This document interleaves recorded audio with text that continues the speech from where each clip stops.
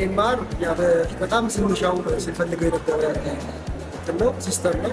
የሲስተም ደግሞ ለመጀመር ብለን ከክልል እና ከጤና ጥበቃ ሚኒስቴር ጋር ደግሞ ባህን የሚባል ሶፍትዌር ጀምረን ነበርና ሁሉንም ኢንፍራስትራክቸሮችን ከወልዲያ ዩኒቨርሲቲ ጋር በመቀናጀት እኛም የእኛን ሆስፒታል በጀት በመጠቀም ኢንፍራስትራክቸሩን ዘርግተን ባህን ሶፍትዌር ኢምፕሎይ አድርገን ጀምረን ነበር። ግን የባህን ሶፍትዌር ደግሞ አንዳንድ ድሮባኮች ነበሩት። ሲስተም ኢንቴግሬሽን ጋር ከራ ደግሞ በመጣልን እድል መሰረት ቀለም ኢትዮጵያ የእኛን ሆስፒታል መርጦት ይህንን እድል በመስጠቱ ገራ እያመሰገነ ይህንን ሶፍትዌር እንግዲህ ከፈርስት ኬር ጋር በመቀናጀት ስራ ጀምረናል ማለት ነው። ያው እንግዲህ በርካታ ችግሮችን ይፈታል ብለን እንጠብቃለን። መጀመሪያ የህብረተሰቡን እንግልት ይቀንሳል። ያ ማለት ካርዶች ከዚህ ቀደም ይጠፉ ነበር። የዶክመንት አካባቢ ላይ ያሉትን የመረጃ ስርዓታችንን በእጅጉ ያዘምናል ብለን እንጠብቃለን።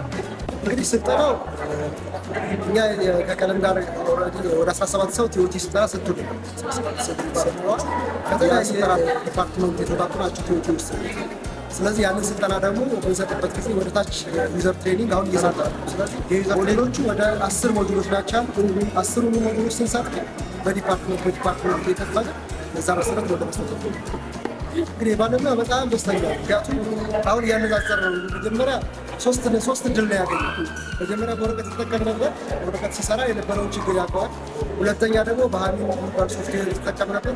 እዛ ላይ የነበሩትን ችግሮች ያውቃቸዋል።